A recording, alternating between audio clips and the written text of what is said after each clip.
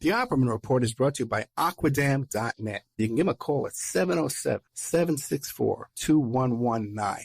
A flooded home is never easy to deal with. You're left with the mess to clean up, the insurance companies to deal with, and not to mention all the memories, the precious memories that are lost in the flood. You can never replace those. And Aquadam can be a tool in your arsenal to protect your home and property from the floodwaters. The cofferdam is filled with water to control water and is reusable as long as it's taken care of. It can protect your home or business from rising floodwaters like a dam, but without the beavers. It can also be used in construction. If you need an area to be dewatered, an Aquadam can do the job. An Aquadam was used at SeaWorld in Orlando for the Mako roller coaster ride during the coaster's construction by dewatering the work area. An Aquadam is now dewatering the work area at San Antonio SeaWorld for their newest roller coaster ride. An Aquadam has been used in many construction projects all around the U.S. and all around the world. Now give Aquadam a call, 707-764-2119. You can look them up online at aquadam.net. You can find them on Facebook at Aquadam Inc. You call them up, you email them, you tell them Ed Opperman sent you, and they're going to take 10% off the price. Aquadam.net, 707-764-2119. Hey, if you have something you want to promote, like a business or a website, you got a big event coming up, consider advertising on the Opperman Report. We have excellent advertising rates for you. We're on KCAA on 3 different frequencies on AM/FM in California, KSHP 1400 AM in Nevada, WWPR in Florida, the Tampa Bay area, 1490 AM, and also WWNN, which is on the east coast of Florida, all the way from Miami up to Port Bay, with 175 miles of I-95. The advertising rates are very affordable. Once your ad goes up and we play the show on the podcast and on the YouTube channel, those ads stay up there forever. And then we play repeats every single night of classic Opperman Report shows. And your new ads will be inserted into those repeats that play every single night. So the saturation is incredible, and the rates are very affordable. Contact me at oppermanreport@gmail.com. It's the Opperman Report. Join digital forensic investigator and PI Ed Opperman for an in-depth discussion of conspiracy theories, strategy of New World Order resistance, high-profile court cases in the news, and interviews with expert guests and authors on these topics and more. It's the Opperman Report. And now, here is investigator Ed Opperman. Okay, welcome to the Opperman Report. I'm your host, private investigator Ed Opperman. You can find me at Opperman Investigations and Digital Forensic Consulting through my website, emailrevealer.com, or you can just email me directly at oppermaninvestigations@gmail.com. If you like our show and the content we put out each week, you can check out our Patreon, Opperman Report Patreon, where we put out an additional 8 hours of content that you won't hear on AM/FM radio.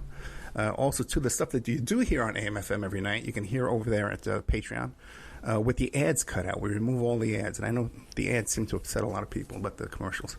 So you can be happy and go to the Opperman Report Patreon and hear no commercials.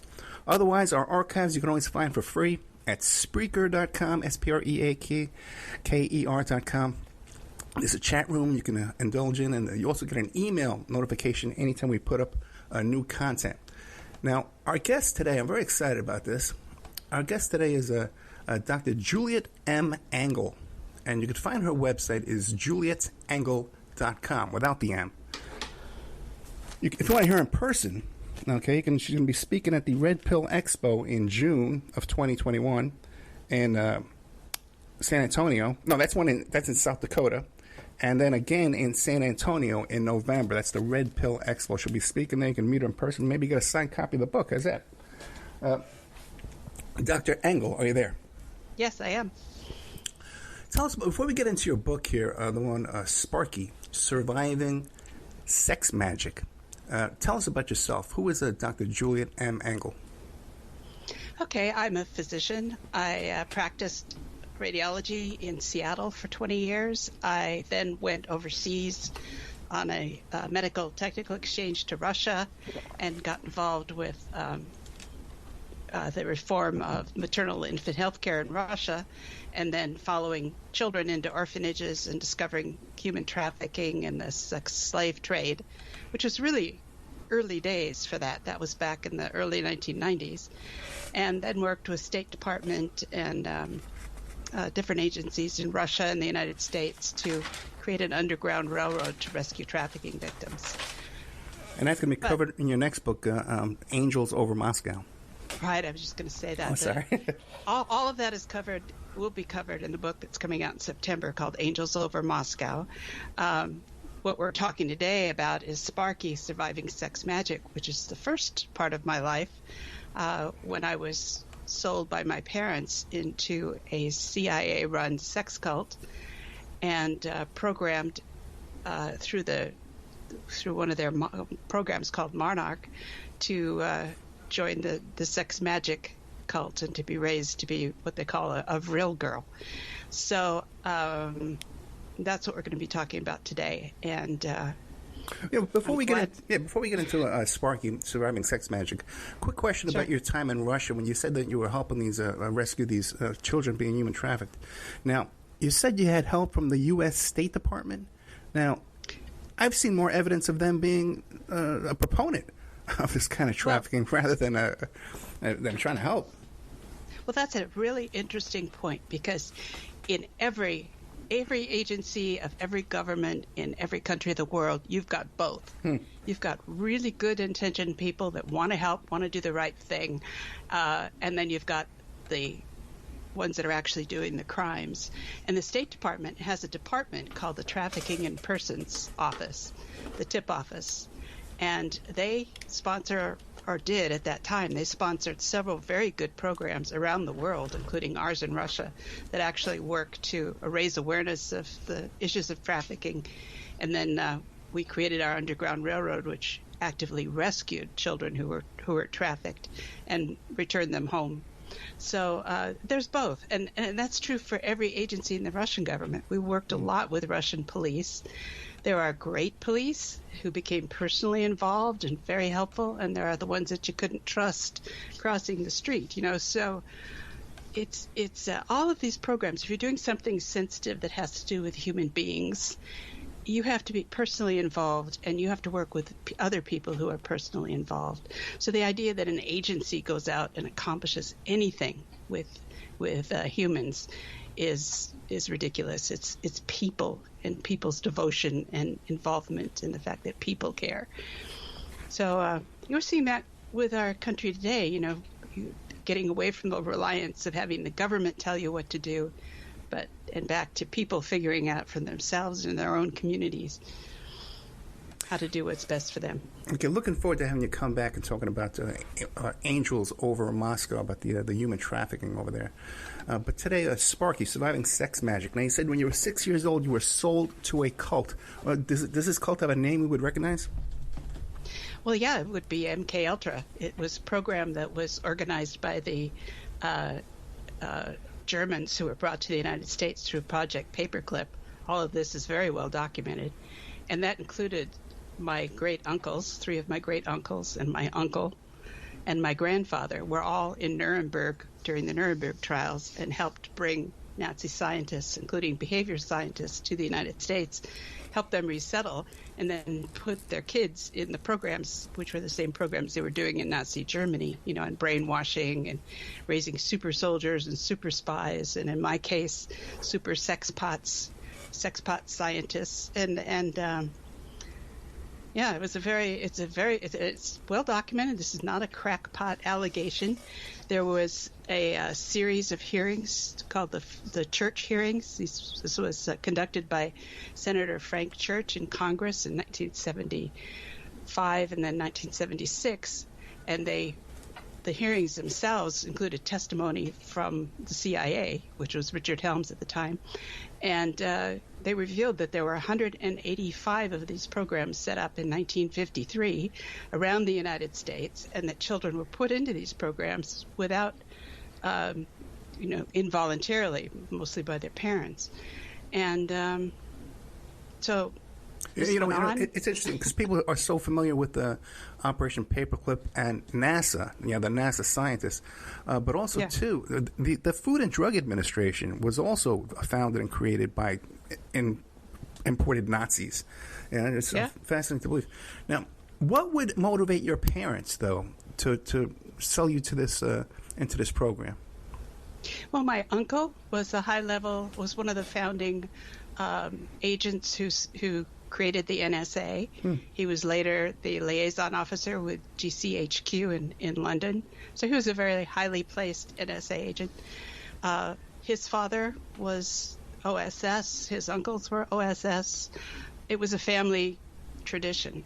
And maybe they thought it was a point of honor or a good thing. It was a terrible thing. And are you aware of any other relatives who were sold into this program? Yes. And we do talk about it. They were in different programs, but it seemed like the oldest girls were put in the programs. Interesting. Okay. And by the way, too, even the story of those triplets, that they used to be on the Mike Douglas show all the time, these triplets who were raised apart and then found each other in college accidentally, that turned out to be one of those programs, too, as well. There was a study that was done on these triplets, and that's a very widely known story. I've been trying to get them on the show, but very difficult to get a hold of.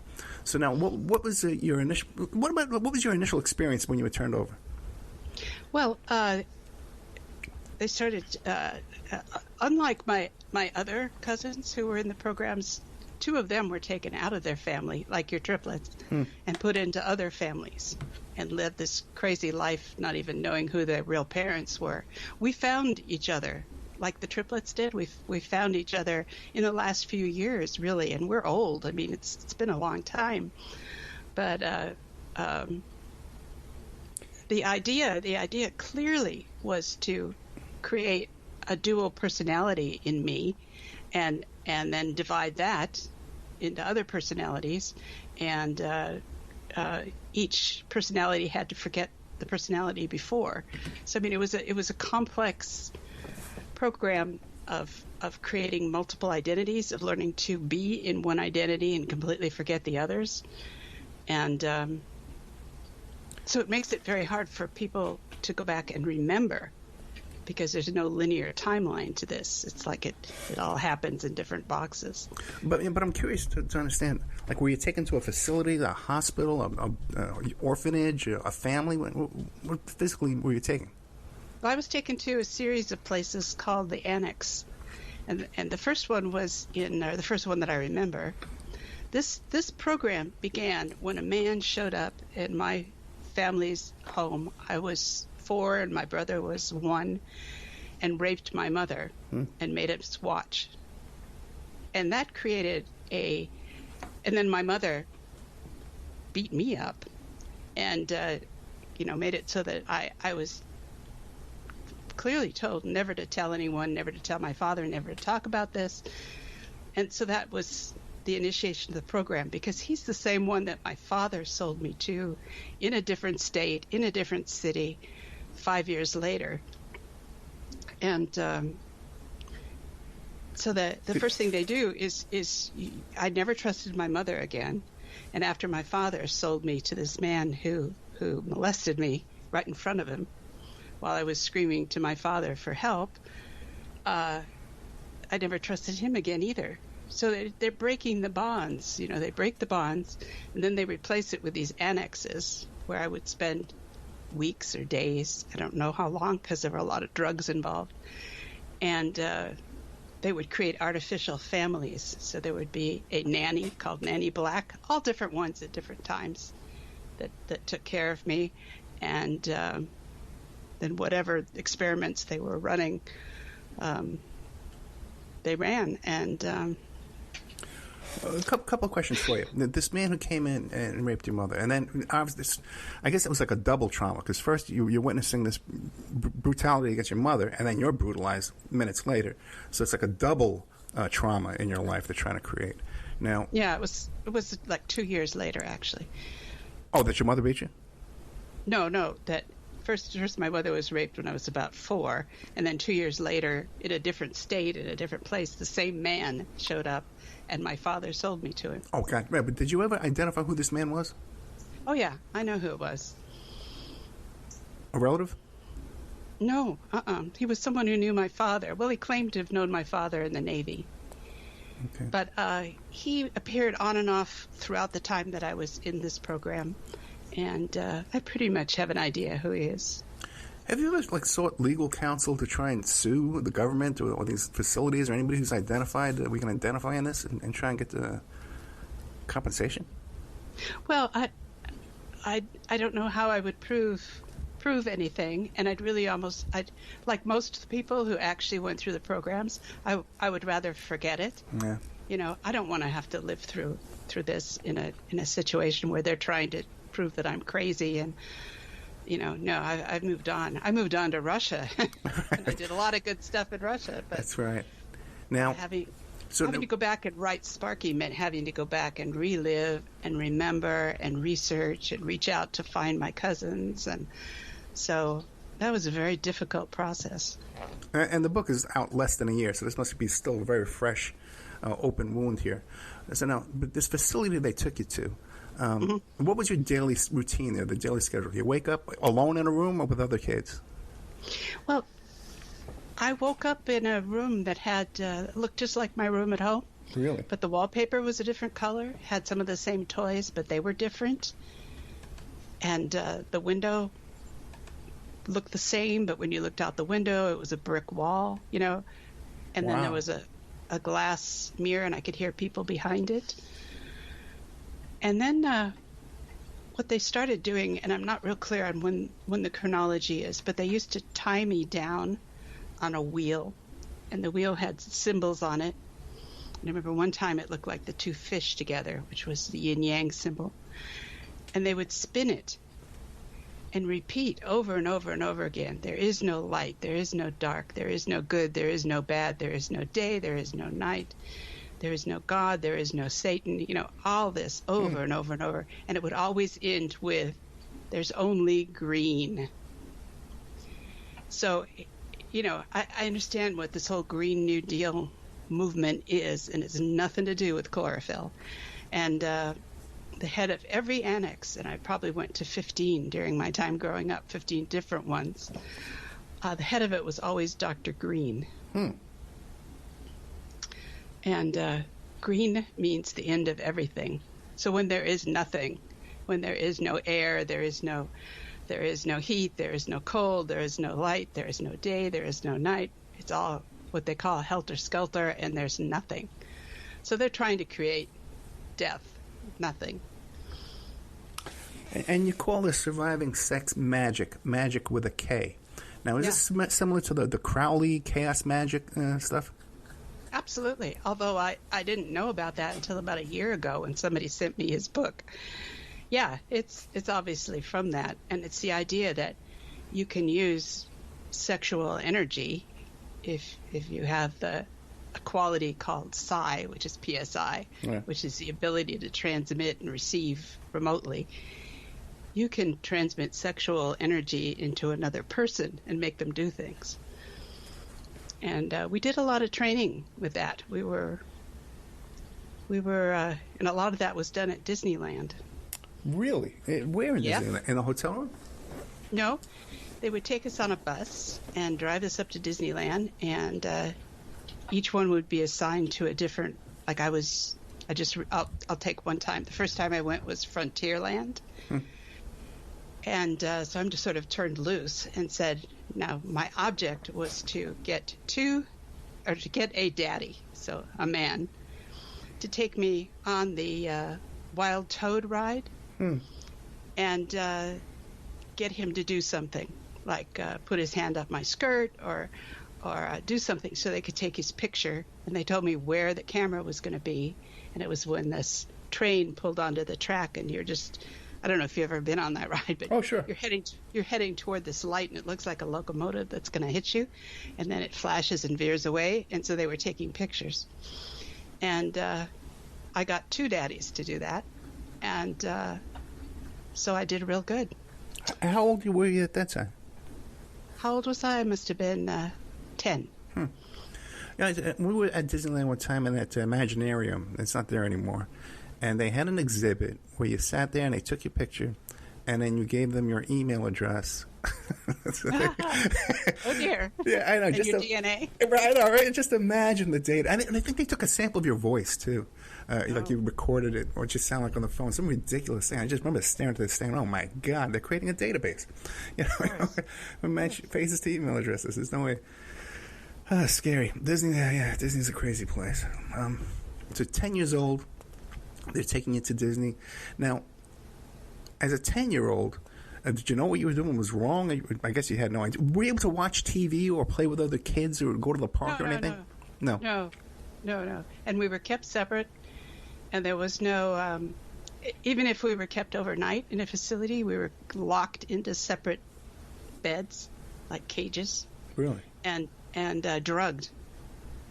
So, and part of that was part of the experiment, too, because we got really good at communicating, transmitting thoughts and communicating non-verbally. So it was all part of the training.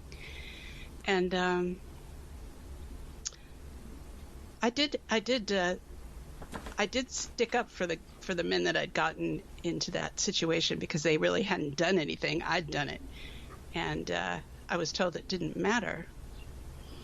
And they weren't important anyway. So, the pictures were good pictures, but, these people weren't important. I had to do it to someone who was.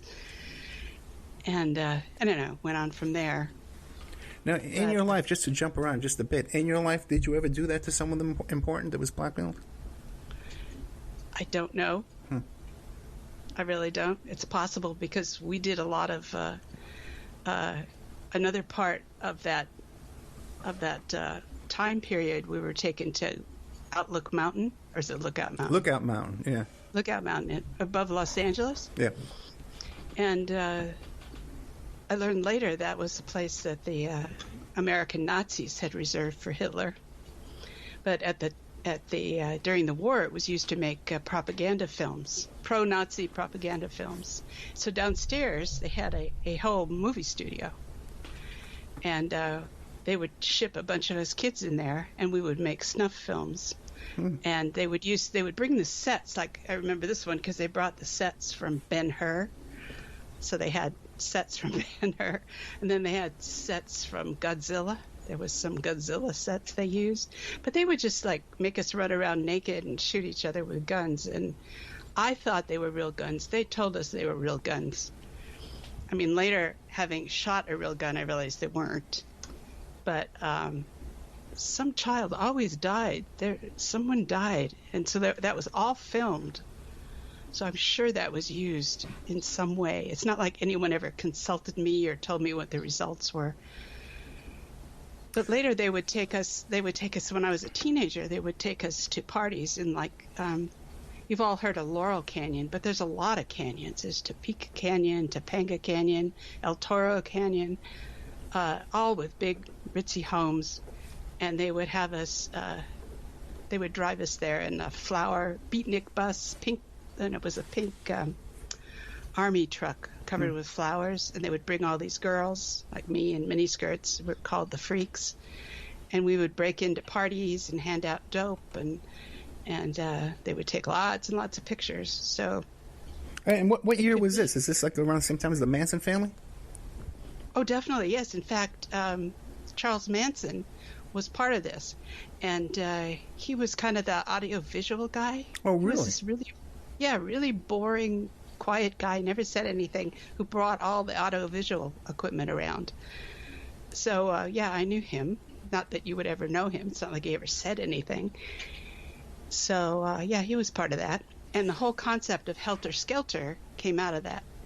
So he did not invent that. That was programmed into him and those other kids.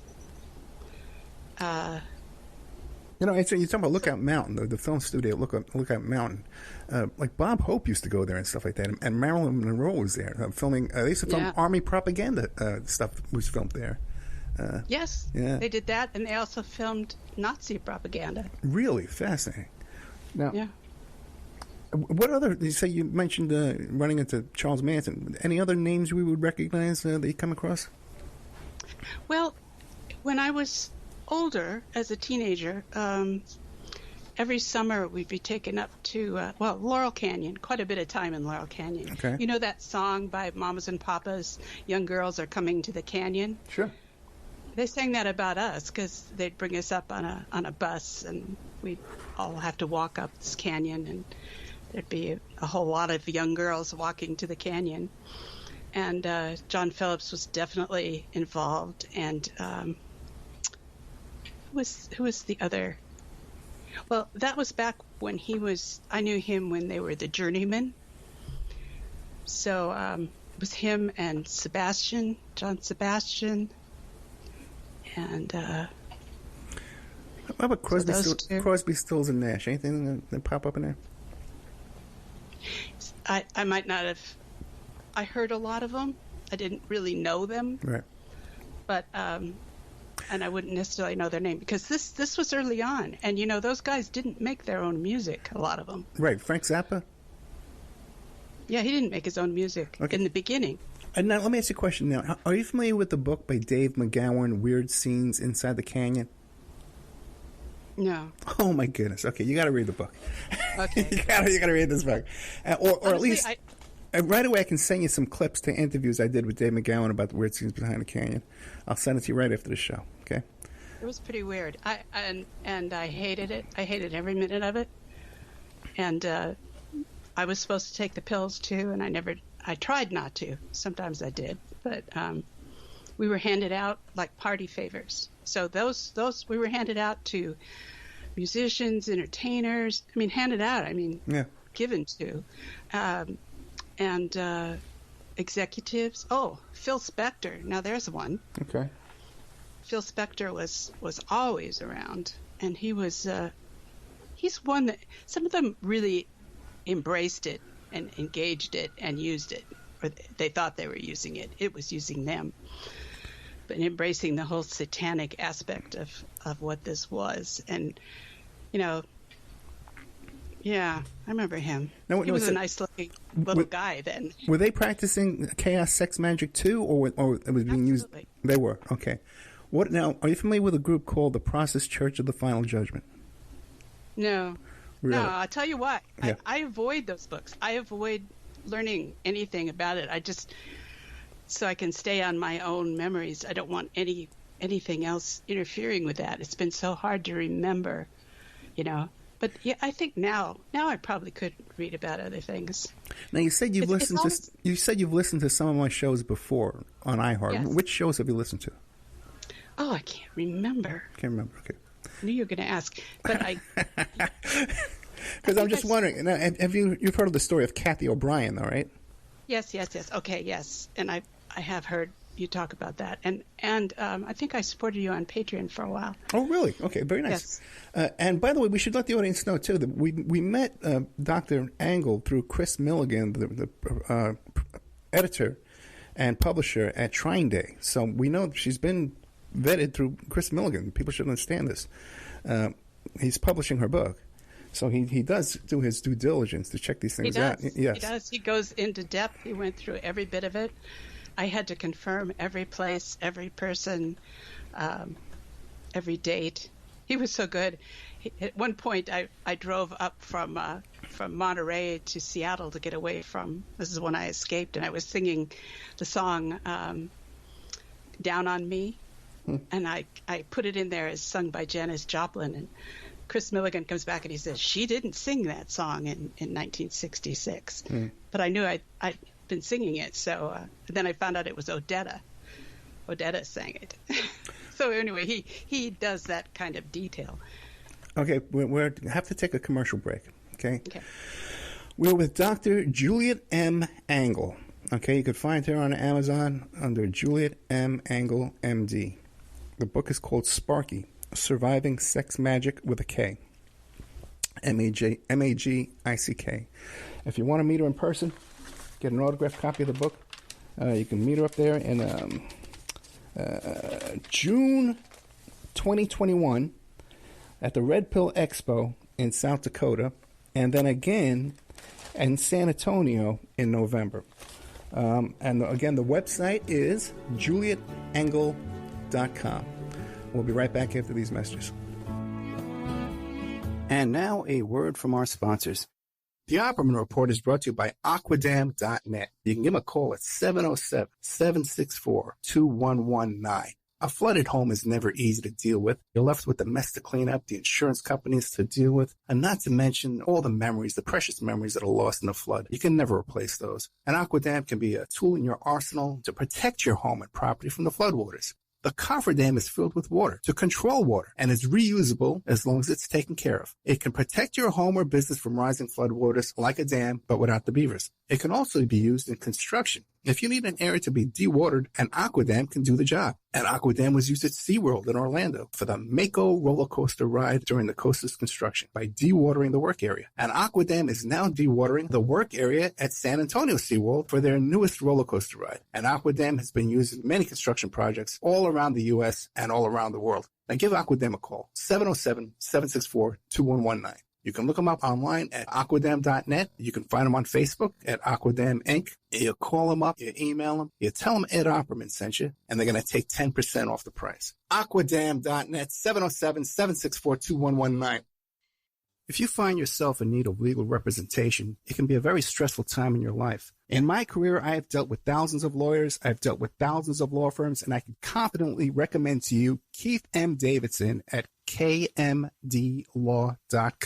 Available 24 hours, 7 days a week. Just log into kmdlaw.com. That's kmdlaw.com.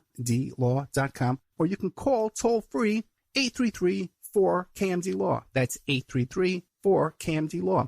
Personal injury, wrongful death, STDs, sexual assault, car accidents. They handle it all efficiently and professionally. It doesn't matter how imposing the opposition may be, because the team at kmdlaw.com are battle-tested and fierce. They will not stop until justice prevails. Go to kmdlaw.com or call toll-free 833-4KMD-LAW. If you're in for the fight of your life, stop screwing around and contact KMD Law.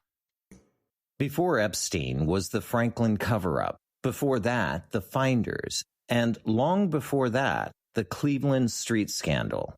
Pedogate Primer is a concise intro and overview of a growing child abuse epidemic worldwide. It features shocking instances of institutionalized and organizational pedophilia throughout history. Churches, cults, the world of arts and entertainment, the government, NGOs, charities, and major corporations are all complicit or culprits in many instances. Pedogate Primer delves into material that for many may seem like the stuff of conspiracy theories. For this reason, the book draws on academic resources, declassified documents, and other reliable sources, and steers clear of conjecture. Such shocking true stories need no embellishment. It's the Opperman Report. And now, here is investigator Ed Opperman. Okay, welcome back. Welcome back to the Opperman Report. I'm your host, private investigator Ed Opperman. Be sure and check me out on Instagram and Twitter at Opperman Report, okay?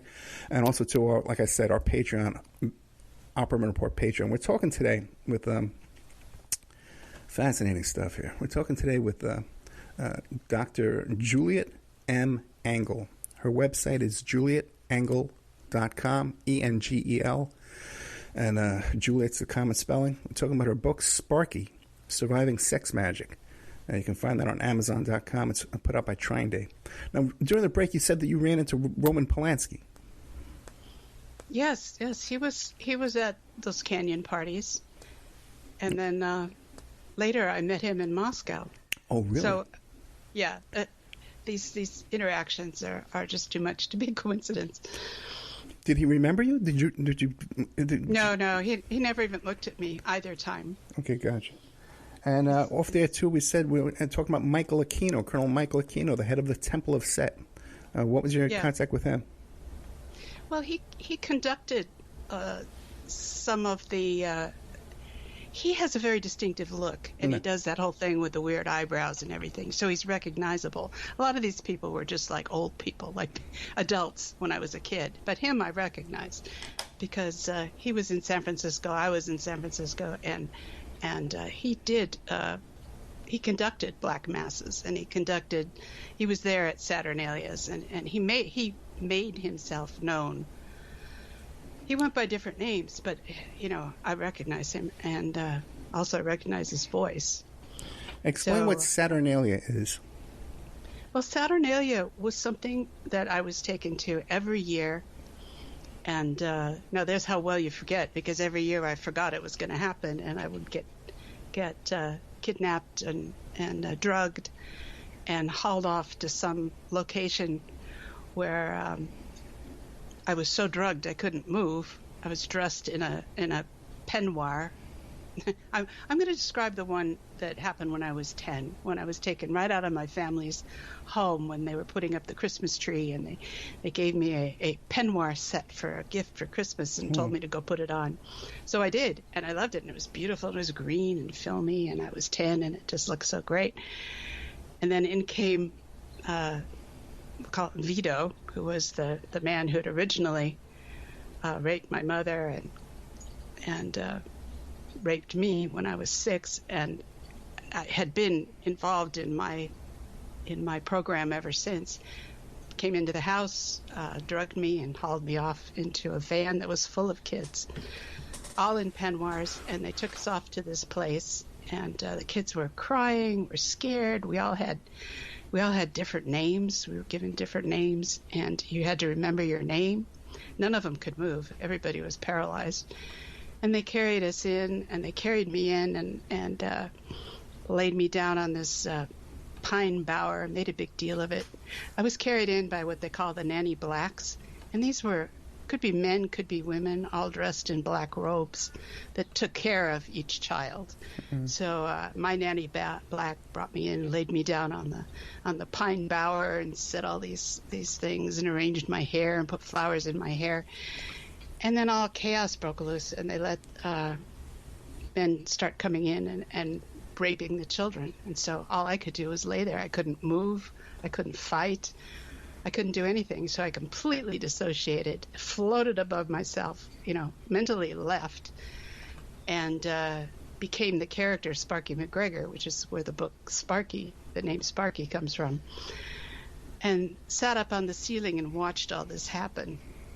And so my physical memory of that is looking down on myself and seeing this happening. But children were killed. They were cut open. Their hearts were removed. They went around and put blood on everybody's head, including mine, and I couldn't get it off. I couldn't move. I couldn't scream. I couldn't do anything. But I resolved absolutely that I would stop this, that this couldn't happen anymore, that this had to end. And so by the end of it, I would wake up back in my home, and I would have been gone for I don't know how long, but it was more than a day. And I'd have big black circles around my eyes, and I would be just floating skinny in my clothes. I don't think I ate the whole time. And then I'd go back to school. Regular public school with other kids, or this was a... Yeah. No, really? I went to public school. By that time you went to public school, okay. It's interesting. You mentioned how they bought you this dress and they dressed you up. What'd you call it? How'd you describe it again? A peignoir. Peignoir. Because I've never worn another one, ever. Because, I'll tell you something, okay. When I had on Jimmy Savile's great niece, she described it almost identical the way you just did. He was coming over, and they bought me this dress. I was 12 years old, and they dressed me all, and they put me on his lap, and he molested me in front of the whole family. Okay. Peignoir. Yeah. Yes, the whole family was involved, and the level of that betrayal. It's just, I remember my mother saying, get her out of here. She's going to knock over the tree. Now, what about did you ever run across Linda Blair from The Exorcist? I've certainly read about her. I didn't meet her, but okay. I've read about her, and it's clear that a lot of what those child actors. There were a lot of actors in the program, and there are actors that I could name right now that were in the program, except that they're living. So they should, I'm not going to dox people. Yeah. But Hollywood actors were very, very involved. Yeah, I was sent pictures of Linda Blair again with this homemade dress being prepared to be given to Rick Springfield, an adult musician. Did you run across him? No. Okay. No, that was later. I was there in the late 60s. Gotcha. What about the mid 60s? The Son of Sam cult, Roy Raiden? Any ring any bells? No, because that was East Coast. Gotcha. That was West Coast. Arliss Perry. No. Phil Okay. Spector, but all of that crowd, yes. Okay, but Phil, Arliss Perry. Do you know the story about Arliss Perry? She was murdered at a church at Stanford University. I know the story, but Okay. I don't know her. No connection. Okay. I didn't know her. But you said you did run into Ted Bundy. Oh, definitely, yes. Tell us that. Well, when I escaped from the program, I left from a compound in Murphy Hot Springs, outside of Monterey, which is now something called Esalen, and Joan Baez lives there. Right. But at that time, it was Murphy Hot Springs, and there was a big record executive party, and a lot of musicians were there. And, of course, Charles Manson was there because he was on some kind of work release program from Foster Island. He was there setting up the AV equipment. He was the boring old AV guy, and he played several instruments, so he would fill in the band. So they were having the featured singers, and I won't name them because they're still living. And I was like one of the flower child girls, and we would hand out blotters of LSD and ecstasy and different drugs.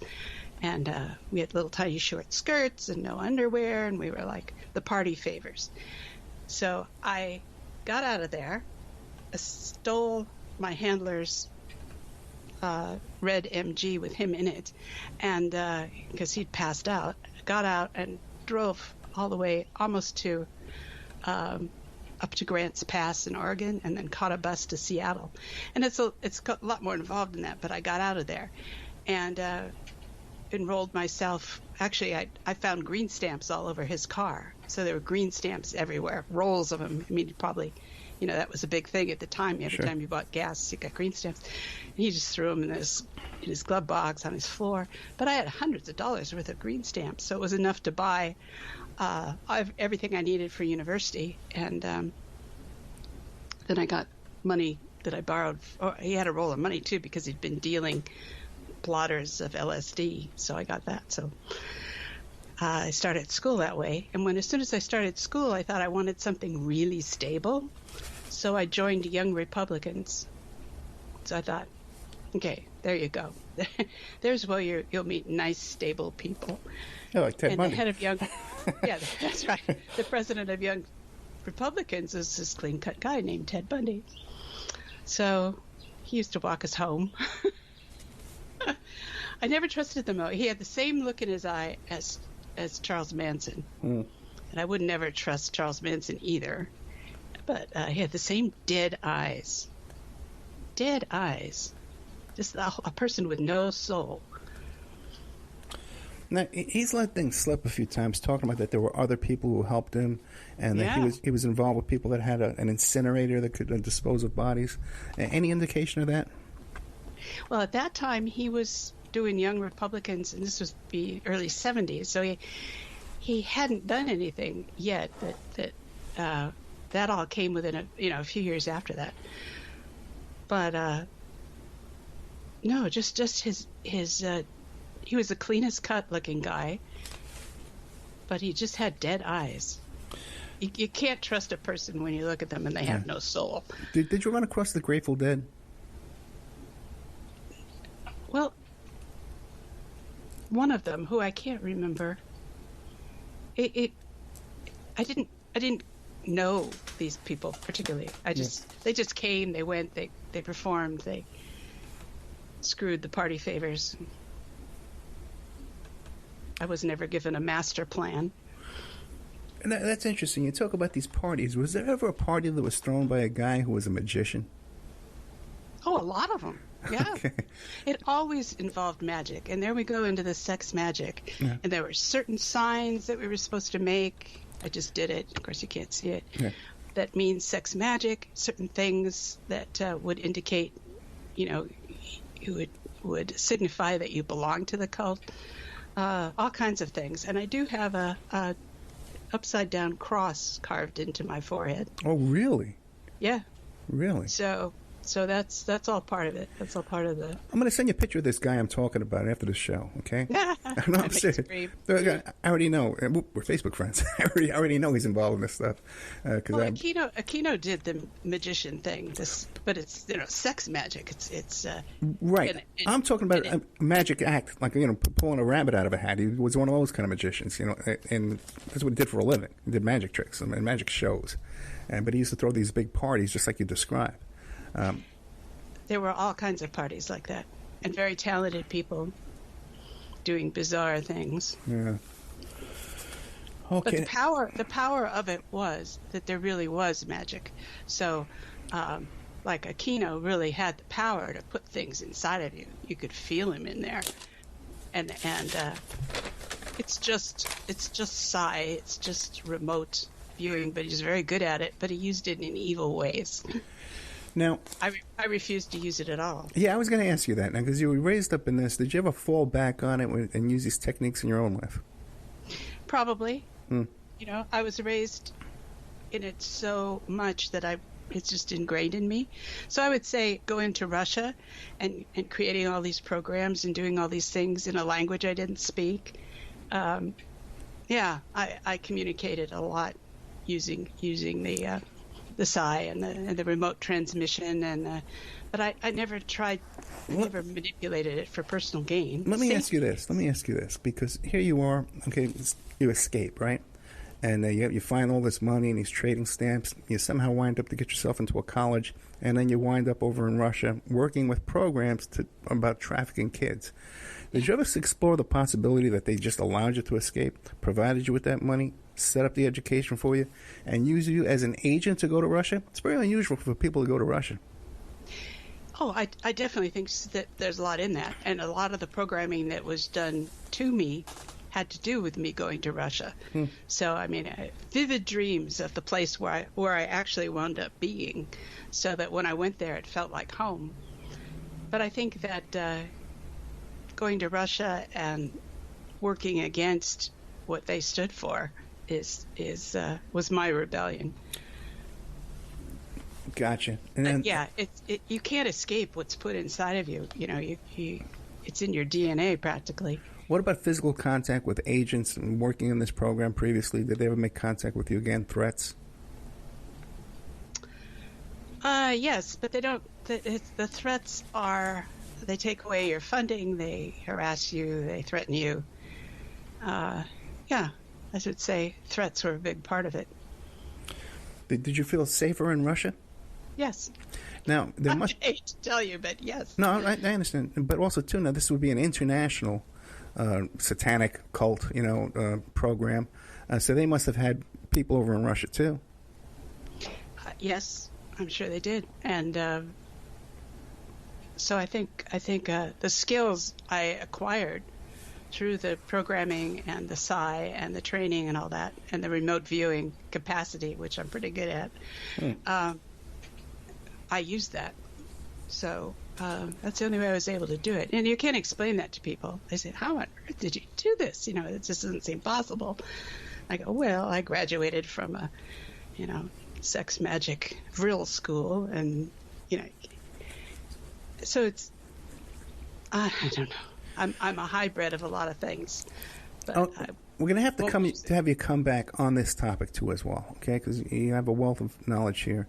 And, of course, we're going to have you come back to talk about the angels over Moscow, or angels over Russia. What is it? Angels over Moscow. Angels over Moscow. We'll have you come back and talk about that. But I want to have you come back and talk about this again, too.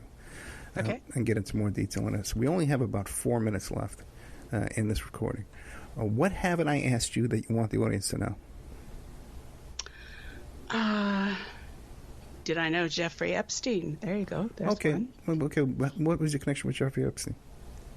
Well, he appeared. I was invited. This is in 1988, so I was in my mid-30s. Okay. And I'd written my first book that I was thinking of publishing. And I was invited to a book party up on the islands in outside of Washington State, San Juan Islands. And he flew in. It was supposed to be authors, but all these CIA guys showed up, and he was one of them. And they offered me this beautiful house, this gorgeous house, if I would come and work for them. And they wanted me, at the time I was a radiologist, so I did a lot of early computer coding, and they wanted me to to encode secret messages in medical information. So, and in return, they'd give me this absolutely dream house, and I would be part of their organization. So I said no, so yeah, they kept appearing, and then like Roman Polanski appearing. So yeah, I don't know what to say. What about like the? Go ahead. I just want to keep saying it because you people on the outside that weren't part of this, you're going to have to play a big role in figuring this out, because this is the seed of evil, and it's planted in high-level people that are throughout all levels of our institutions, and it's causing us terrible harm. Yeah. By the way, too, I don't know if I mentioned this before, but you talk about that technique of raping a mother in front of their children, or raping a child in front of their parents. That was used in the Phoenix program, and also too at Abu Ghraib. This is a psychological warfare tactic. Yeah. And Dr. Michael Aquino was the head of the psychological warfare. This is what he did for the U.S. Army. Yes. Well, he learned it from the Nazis. Yeah. There's a fascinating story about his grandfather was accused of stealing a baby. I think it was in Germany. My guest was just telling the story just last week. He looked it up in the papers, and he found that his father was running around Germany with an infant, a brand new infant, and the cab driver says, "Oh no, he went into that bar and came out with the infant."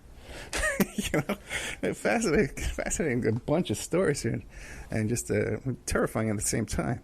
And it goes way back, many generations. Right, and that's why they have so much power and control over us. What about blood drinking? You have any blood drinking?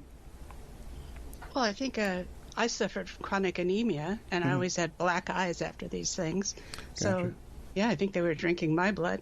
They were certainly drinking the blood of the sacrificed kids. Right. And I think the upside-down cross on my forehead indicated what family I belonged to, and that I couldn't be killed. Interesting. Okay. We've been speaking to Dr. Juliet M. Angle. Her website is julietangel.com. The two books, and you can buy, there's links to these books right there at the website, okay? Yep. Angels Over Moscow, Life, Death, and Human Trafficking in Russia. And the other book is called Sparky, because Sparky is an alternative identity that she created to protect herself from this trauma that she was under. Am I correct? That's correct, yes. Sparky Surviving Sex Magick. Okay, it's magic with a K. You can find that on Amazon. It's published by Trine. And you want to meet her in person? If you're a nice person, not if you're trying to hunt her down and shut her up. Right. If you're one of the good guys. She'll be speaking at the Red Pill Conference in June, the Red Pill Expo in June 2021 in South Dakota, and then again in November in San Antonio, Texas. Dr. Angle, thank you so much. I'm going to send you a photograph and a link to a couple of shows after this, okay? Great. Thank you, ma'am. Good night. Good night. Pleasure talking to you.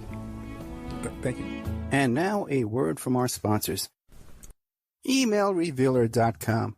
People ask me all the time, "Hey, Ed, are you still a private investigator?" I sure am. Go to emailrevealer.com. We handle adoption investigations, infidelity investigations, where you give us your spouse's email address. We trace it back to online dating websites, catch them cheating online. Email tracing, locate or identify somebody from as little as an anonymous email address. Someone owe you money? Back child support? We can find that deadbeat. Locate his hidden assets. Locate his hidden bank accounts. Find his current place of employment, and even assist you in obtaining a judgment and recover that judgment for you. Emailrevealer.com. Digital forensics, computer forensics, cell phone forensics, recover deleted text messages. Create a report that you can use in court. Emailrevealer.com, 800-572-9762. The Opperman Report is brought to you by Aquadam.net. You can give them a call at 707-764-2119. A flooded home is never easy to deal with. You're left with the mess to clean up, the insurance companies to deal with, and not to mention all the memories, the precious memories that are lost in the flood. You can never replace those. And Aquadam can be a tool in your arsenal to protect your home and property from the floodwaters. The cofferdam is filled with water to control water and is reusable as long as it's taken care of. It can protect your home or business from rising floodwaters like a dam, but without the beavers. It can also be used in construction If you need an area to be dewatered, an aquadam can do the job. An aquadam was used at SeaWorld in Orlando for the Mako roller coaster ride during the coaster's construction by dewatering the work area. An aquadam is now dewatering the work area at San Antonio SeaWorld for their newest roller coaster ride. An aquadam has been used in many construction projects all around the U.S. and all around the world. Now give Aquadam a call, 707-764-2119. You can look them up online at aquadam.net. You can find them on Facebook at Aquadam Inc. You call them up, you email them, you tell them Ed Opperman sent you, and they're going to take 10% off the price. Aquadam.net, 707-764-2119. If you find yourself in need of legal representation, it can be a very stressful time in your life. In my career, I have dealt with thousands of lawyers, I've dealt with thousands of law firms, and I can confidently recommend to you Keith M. Davidson at kmdlaw.com. Available 24 hours, 7 days a week. Just log into kmdlaw.com. That's kmdlaw.com. Or you can call toll-free 833-4KMD-LAW. That's 833-4KMD-LAW. Personal injury, wrongful death, STDs, sexual assault, car accidents. They handle it all efficiently and professionally. It doesn't matter how imposing the opposition may be, because the team at kmdlaw.com are battle-tested and fierce. They will not stop until justice prevails. Go to kmdlaw.com or call toll-free 833-4KMD-LAW. If you're in for the fight of your life, stop screwing around and contact KMD Law. Hey, if you have something you want to promote, like a business or a website, you got a big event coming up, consider advertising on the Opperman Report.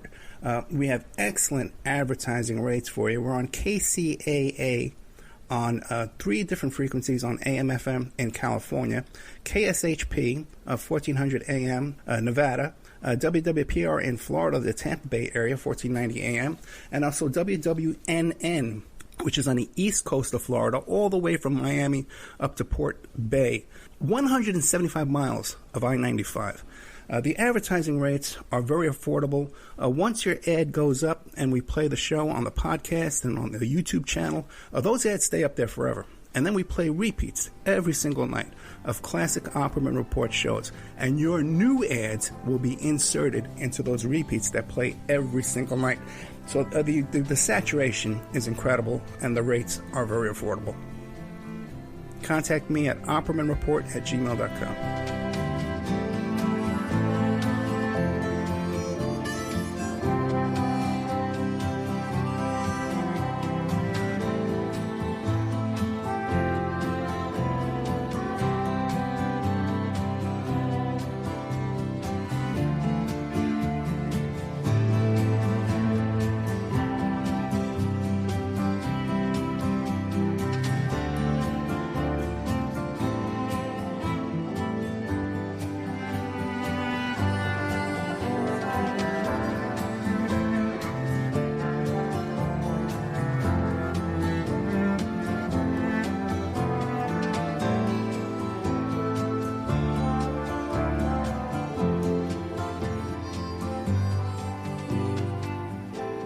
Hey guys, if you like the show and you want to show your support, check out the Opperman Report Patreon. You can go there and become a member for $3 a month. We have all the shows that you hear Monday through Friday on AM/FM radio. We have all those shows, but we cut out the ads, so you can hear that content ad-free. There's a $5 section where we put up all the old member section shows are going up over there. And then there's a $10 section where we have brand new content. 8 hours of exclusive content per month goes up there in the $10 section. But listen, I put up a lot of free stuff too. We put up documents, court documents, photographs, announcements. So you should make the Opperman Report Patreon a stop. You should stop there once a day and check out what's going on over there. That's Opperman Report Patreon.